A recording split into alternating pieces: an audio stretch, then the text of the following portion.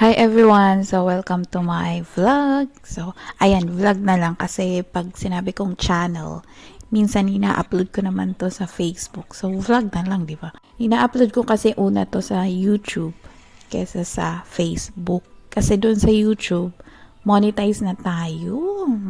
Pero ang bagal ng revenue. So, hindi naman kasi lahat nanonood.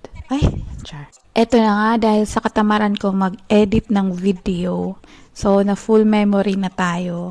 Wala nang storage yung phone ko. So naubos lang yung memory ko sa kakapakinis nitong cake na ewan ko ba, lutang moment ako dito dahil hindi ko natansya yung sugar na ginamit ko dito sa whipping cream. So, ang nangyari kasi, nag-experiment ako na instead of icing sugar yung gamitin ko, gumamit ako ng granulated sugar. O, diba? Nagtipid si ante.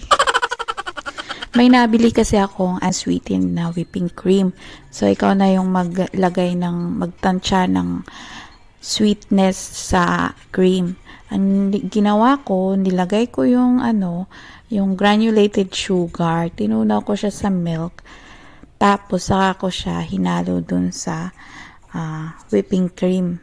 Bali, powder yun siya. So, hindi ko natansya. Medyo runny siya na malagkit na ewan, hindi ko maintindihan. So, ang hirap-hirap niya ipipe. Tapos, eto na. Okay na sana, no? Na crumb coat ko na siya para walang lumabas na mga crumbs. So, nilagay ko sa chiller. So, hindi ako makapag-antay. So, bagot na bagot ako. Tapos, kinuha ko agad sa chiller na hindi pa siya nag-set. Kasi excited na nga mag-pipe para sa second coat para mapakinis nga itong cake natin.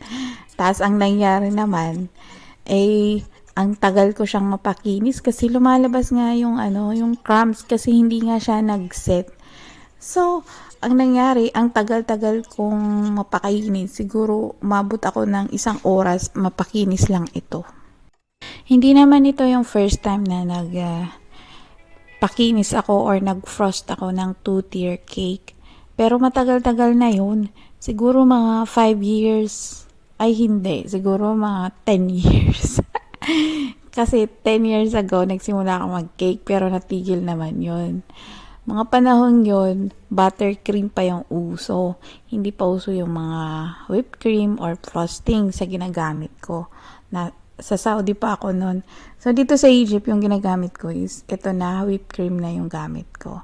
Na medyo mahirap siyang pakisamahan. So, natapos yung video natin na puro pakinis lang. Hindi na ako nakapag-video dun sa pag-design itong vintage cake. So, next time na lang ulit. Natatawa na lang talaga ako habang ini-edit ko itong video.